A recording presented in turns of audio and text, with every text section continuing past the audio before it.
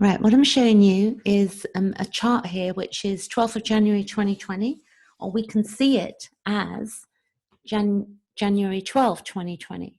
And what we had was what was called the Saturn-Pluto conjunction, and we have those falling into Capricorn. So I'm going to explain something that shows how a chart can be used to understand the current world affairs, our collective, and then it moves into our own personal natal charts, and then the transits on our natal charts. What we have is that at this time, we had a conjunction. So you can see up here that all of these planets accumulated, met in the sign of Capricorn. So we have Pluto, we have Saturn 22 degrees, we have Mercury 22 degrees. The sun would have just been going up to 22 degrees, because at this point it would have been within hours, it would have been also 22 degrees. And then we have Jupiter, which is also in Capricorn. Now these planets move, and I'm going to show you, because this chart is an emanated chart and I'm able to show you the movement. And what I want you to observe when I do this is I want you to observe the blue lines that are trines, and this is called an inconjunct, which these little lines here. And then we've got an inconjunct is where planets sort of are talking to each other, but they don't quite understand. There's something that's not seen. And then what we've also got is that we have the squares. And what a square is where we have tension. Now, tension's not always bad, but what we're doing on planet Earth at this time with regards to astrology, evolutionary astrology, is that we're looking at our state of being as human beings and our own evolution. So the last time that Pluto and Saturn met in Capricorn was in around 1518, and we had something called the Reformation. And you can Google that, and it's to do with Martin Luther, who was to do with the church, and it was a reorganization of the church at that time, and about lies and truth and many, many other things, but it was a complete breakdown of structure, and there was violence and all sorts of things in Europe at that time. So you can Google Martin Luther, the Reformation. And also at that time, the printing press was just being rolled out, and that meant that information began to flow in a manner that it hadn't before. And we can see at the moment that we have, the last 20 years, we have YouTube, and we also have the internet, and we've got information flowing freely as we've never had before. It's very new. Like, we live in this world and we probably couldn't imagine living without our internet and all of this stuff, but technology, in 1518, it would have been to do with the printing press and getting mass documents out there and books and all sorts of things at a higher level. So what we have is that also we have Neptune in Pisces at that time at 16 degrees. We have Chiron, which is the wounded healer. It just entered into Aries at around, it would have been 1 degree of Aries. It's quite a slow moving planet because it takes 50 to 51 years to move around a chart. We had the North Node, which is in Cancer at 7 degrees. And we had the South Node, which would be also at 7 degrees of Capricorn. So that would have been just sliding in there as well. So that would have meant that we had 1, 2, 3, 4, 5, 6 planets in Capricorn. Now, this is give you an idea. I want to explain to you what the meaning of Capricorn is. And if you bear with me, because I just had my page and I just lost it. But I want to talk about this because I think that people don't understand what astrology is, and it's useful to have an idea of what it means, so that if you ever want to look at your own chart, then you can begin to understand the depth of what astrology is. And also, I'd like to point out at this point as well, is that a lot of people are like, maybe for or against astrology. Some are against it, some are for it, some are in the middle. But the reality is, if we go back to maybe the beginning of time of our understanding, that we have the eyes to see, that being on Earth, the first thing that people would have seen, maybe even in caveman times before there was speech and the voice had been developed, man would have been looking at the stars. So the stars ultimately became before any religious beliefs, so to speak. And at that time, we've got the idea, and I had a conversation with a friend on this, and, you know, we can all have our differing beliefs, so of what things mean.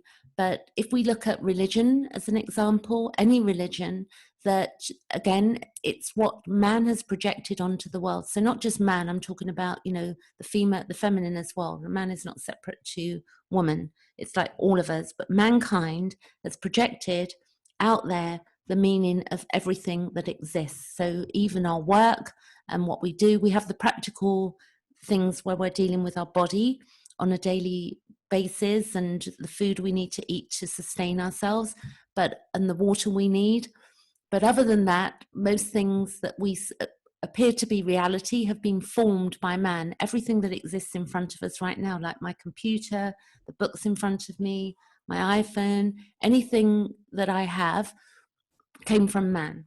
But the stars were definitely there at the beginning of time. You know, the moon, I would say, probably, I would imagine it's been there for a long time.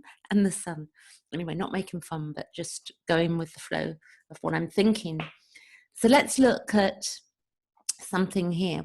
I want to point out, actually, before I start, that Neptune is in a chart, it rules Pisces, and Neptune is a planet that is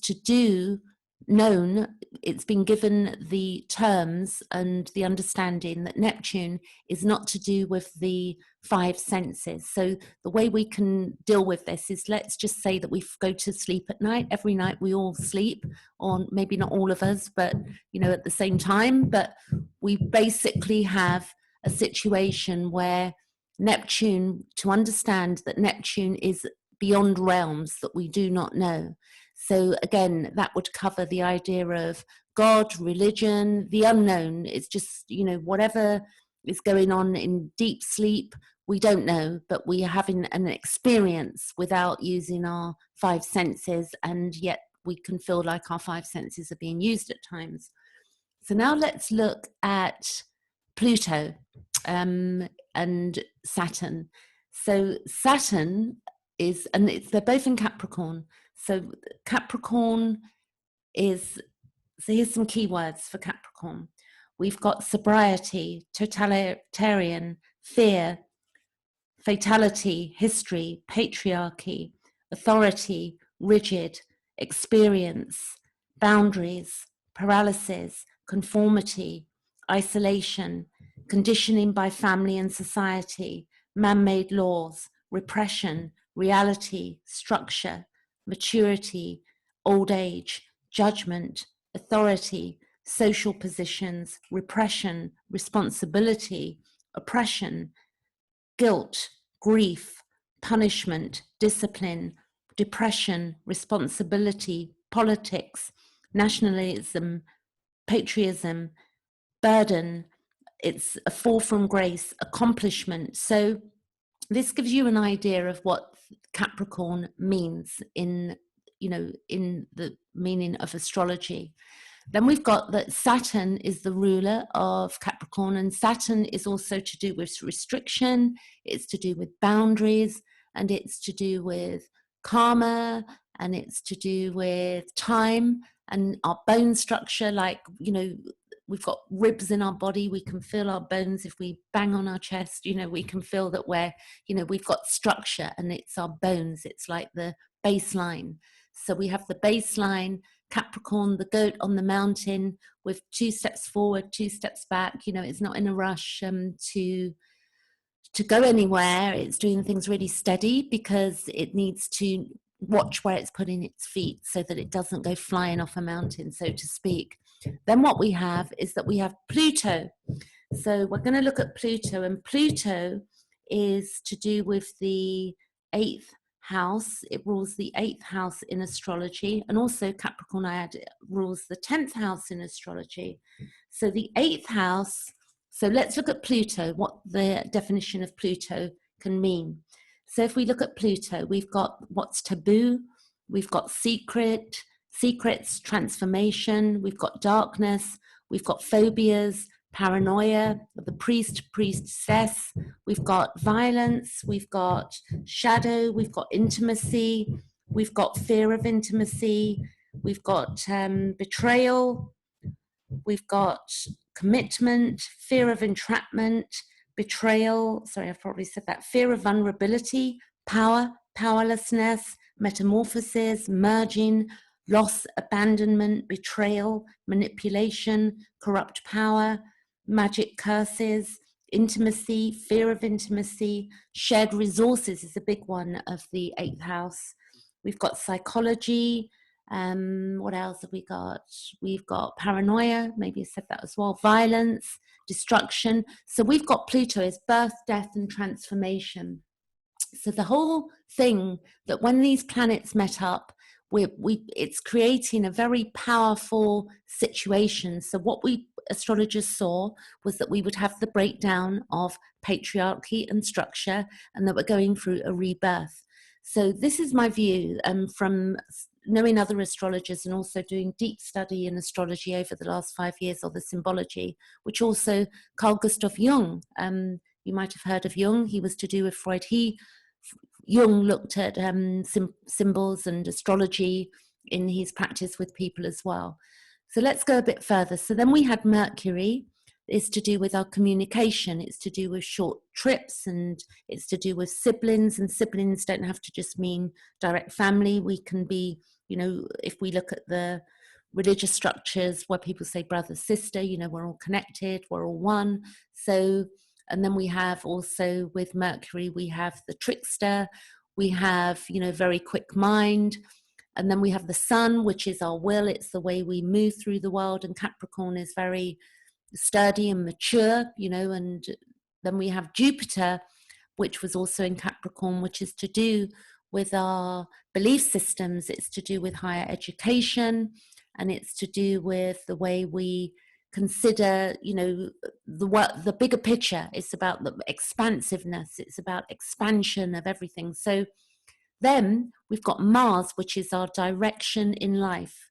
And it's the way, it's our desire, like we just can't help it. It's like I desire to speak about astrology. It's just where I go. And I, you know, like we desire to eat healthy food, or we desire water. We just have to have those things when we need them. And then we have Venus, which is to do with our needs. And Venus was in Aquarius at that time. So Venus is to do with our needs, and it's to do with the way we hear ourselves. So the voice in our head, and the way we, you know, desire our needs, more just naturally wanting our needs to be met. And Venus rules Libra, but Venus also rules Taurus. So Venus rules in Taurus, it's the inner world, and in Libra, Venus is the outer world. It's in partnership to other. So all relationships that exist. Then we have Chiron, which is the wounded healer, which in Aries is about self. It's about healing myself. Because if I'm not healed, I can't help others. You know, if I've not healed my psychology or my body or my wounding from childhood, you know, I'm not able to really assist other people. So we're going through a stage for the coming years where with Chiron in Aries, where we're healing. Then we have Uranus, which also was at 2 degrees of Taurus at that time. And these planets all move at different speeds, which I'll explain briefly as well. Now with Uranus, we've got rules Aquarius. So Uranus rules Aquarius, and Aquarius is to do with technology. Like I heard somebody say the other day, which was quite a good one. You know, if we think airports and we think technology, Aquarius is the ruler of electricity. Not the ruler, but, you know, it defines. And also Uranus is to do with trauma as well. And it's also to do with breaking free of limitations. It's breaking the mold, you know, not going along with everybody else. And with Uranus in Taurus, what we have is a situation of what it's covering there is to do with our needs, because Taurus is ruled by Venus. So this is quite interesting at that time, that we've got Venus in Aquarius, but we've also got, it sort of connects in there, because Taurus, Uranus was in Taurus, and Uranus rules Aquarius. So that would have been quite interesting at that time. And that would have been, actually, thinking about that, that would have been a semi-square just about at that time. So a square is like tension, a semi-square is also tension. So they're just different degrees between planets. This is very deep stuff. So if you don't know astrology, you'll probably wonder, what am I talking about? But, you know, I'm doing sessions with people, so you can always book me if you want to take this, understand this further. So then we had the North Node in Cancer, and Cancer is to do with our ego, which we have healthy ego, unhealthy ego. It's to do with roots, it's to do with family, it's to do with the home, it's to do with the deepest roots of our being, like home within ourselves as well, the soul. And Cancer is also, you know, mother, it's the womb, it's also it's ruled by the moon. So we've got the moon in the 4th house, and that's to do with, you know, that's where Cancer resides in astrology. And the South Node would have been in Capricorn, which would have been to do with the past lives and past life, like our ancestors. If we think of past life as ancestors, I think that's a very useful way to look at it, rather than what we did wrong or what, you know, our karma. I like to look at it as our ancestors and how we develop as human beings, like we're passing on information and we're all connected, like continuously connected. It's just like we come and we go, but we're always leaving an imprint behind, and we come in and we've got these imprints as well that are carried with us through family lineage and such. So with that in the Capricorn as well, we're looking at the past of structures and the way, you know, we've been dealing with each other as human beings. And then at that time, the moon was in Leo. It was at 21 degrees Leo. Now I'm going to talk about the speed of the planets briefly. The moon takes 2.5 days to move through a sign. Okay, it goes around that way. And so it spends 2.5 days in a sign. And then we've got the next one is Mercury. It takes 88 days to transit a chart. It moves very speedily. We've got the sun that takes a year. Most people know that one, quite easy. The sun is a year around the 360 degrees. And then we have Venus, which is about 225 days. Then we have Jupiter, which is here. Where is Jupiter there? That's 12 years around a chart, okay, 12. And then we have Saturn, which is about 29 years. And then we have Chiron, which is 50 years around the chart. Uranus is 84 years on about average. And I think, if I'm right, that Neptune is 165, but forgive me if I'm wrong, if I think it is about 165. So, and then Mars is 2 years around the chart.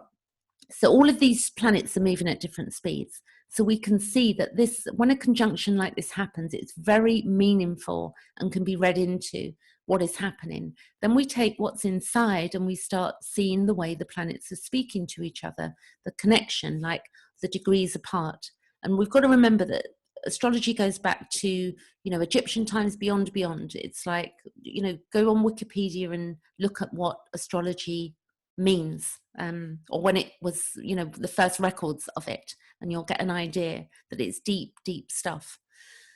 So more than predictions, we're talking about symbols, and we cannot predict, you know, an exact event with astrology, but some people can. I'm not saying that nobody can do that, but what, you know, I haven't met anybody that's, even with regard to the virus and what's gone on, that anybody could have said, well, we're going to have a virus and this is what's going to happen. There were a few things floating around online where people said there was going to be a virus in 2020 and it was going to go away and then it was going to just disappear. So who knows if it's just going to disappear, but this is the view of astrology. So I was on, just looking, I had a flight to fly to LA on the 31st of March, March 31st, and the flight was cancelled, as all flights were cancelled. And I just phoned to get my money, to make sure that the money was being returned to me from the flight company, which it is, because the cancellation was due to them. And I said to them, well, when are the flights up and running? Because I've not really been into the news or following things. So they've said to me that on the 15th of June, flights are going to be flying from the UK to America again. Now, I'm a bit concerned as an astrologer, part astrologer, looking at and knowing what astrologers are talking about, of what, you know, the fallout from doing that, how that might affect us all. Because, you know, it's like, I don't think we've really dealt with the real problem. And also the fact that I had COVID for 39 days, 35 to 40 days. Definitely I would hit probably 40, and I was very unwell. And I felt like I was really dying, to be honest with you. I was going to bed and surrendering that idea that, you know, if I didn't wake up, it was okay, because in self-isolation, there was no help. Now, there was no testing for that, and I'll get a test to see that I have those, what they call the antibodies, because there's no doubt in my mind, it was very dry. There was no mucus. So this is important to the astrology bit. So the important thing is that COVID, it appears that it's just very dry. It's like dry mouth, dry throat. You feel like you can't get enough water. You know, your thirst can't be quenched. But I don't want to run off course. I just want to tell you it was really, really nasty, the virus.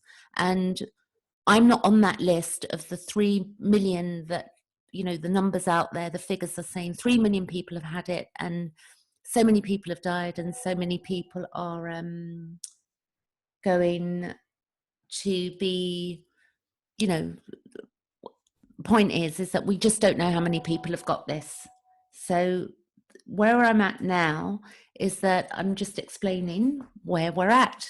So I'm going to send this chart forward and give you an eye's view of what happens. I want you to notice there that Jupiter was in opposition to the North Node. So this is about our belief systems. And I want you to watch Jupiter move as I move this chart. So we're going to go, because I'm not going to go day by day, I'm going to go by weeks, so you can see what happens. So just watch this.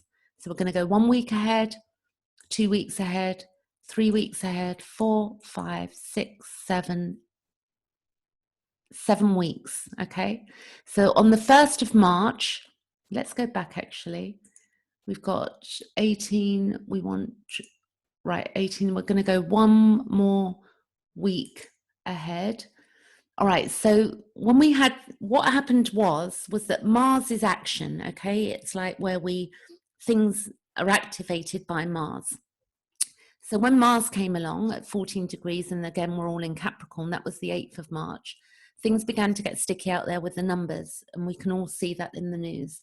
Then we go a week ahead to and then we've got belief systems. So what do we believe about the COVID and what is going on? And we can see that at this point that all of these planets are square to Uranus, breaking free of limitations, and also to do with our money and our resources and whatever else is going on. And we've got some trines going on there at the time as well to the ascendant, but I'm just going to keep going. So we're going to go 1 week ahead. We're going to go 15th of March. Now we can see the squares going off here. We can see that the squares, all of these planets squaring Uranus, which is breaking free of limitation. We had Neptune and the Sun, and we've got Chiron there at 4 degrees. So let's keep going. And we're going to go, we've got 23, 24, and then on the 22nd of March, we had Saturn move into Aquarius. So what I want to point out at this point is that all of these planets kept moving forward, because we're now at the 7th of May. And I'm going to go forward, and then we're going to see that all of these planets are going to go retrograde. So it's where we all go inward, and we have to rewind and review. This is the most important thing when planets go retrograde. So in my opinion, we're not out of the woods yet, so to speak. it looks like from the charts that we're going to get a reprieve because we've got some beautiful trines going on at the moment. But then it looks like that something, we don't know what, is going to cause a lot of tension again. So what's going to cause a lot of tension is clearly questionable. But I don't think that the numbers of what I'm seeing with the COVID are, they're not based on reality of how many people have had it and how many people have, could possibly get it. We just don't know what the outcome is. So let's go a week ahead again. We're going to go the 29th of March. And then we're going to go, we've got all these planets squaring again, but we had some nice trines to the moon, which is our emotions, and then Venus, our needs. And then we're going to go to the 5th of April, 12th, and we're going to go 19th, 26th, so we can see that we've still got all of these squares to, at the time, Mercury, which is our communications, to the sun, and we had the sun conjunct Uranus. And what we'll notice is that I can see on social media, at this time, none of us are really allowed to speak our truth. There are certain things that we all know that if we speak about them, that we're probably not in a good place to speak about them publicly because we all care about our social media, etc., etc. We see what's happening on YouTube and the news and such like. People are being careful about what they say. So let's keep going. 26th of April. We're in an unknown, as humanity, and also just thinking that something's just going to go away. We're actually here to evolve at a soul level. Things are not fair out there in the world, and there's a lot of mistreatment and a lot of, deeper stuff going on in the world. A lot of trauma, a lot of people, struggling, and it's deep stuff, being a human being, clearly. So then we got the 3rd of May. So now what happens is I'm going to take it day by day. So that's the 3rd of May, okay? And we can see that we've got some trines and we've got all of these planets have moved off, that they're not, we've lost, at this point, we've lost the squares and the harsh squares that we've had to Uranus and such like going on here. So don't take every word I'm saying as being exact, but I'm just giving you an idea, okay? Now, what we have is that we've got Pluto went retrograde. So the retrograde means the planet was going forward and now it's going to start moving backwards. And then what's going to happen, I want you to look at, we're going to have Venus is going to go retrograde. It's going to hit 21 degrees and go retrograde, which is our needs. And it's going to happen in Gemini. And it's going to be to do with our communication. So also then we've got Jupiter, Saturn and Jupiter in the coming week are also going to go retrograde. So let's see what this means. So we're going to go one day ahead. We're going to go 2 days ahead. Look at the R here, please. So you can see the little R, that's retrograde. We're going to go 4th of May, 5th of May, 6th of May, 7th of May, 8th of May, 9, 10. Right, stations, Saturn stations to go retrograde.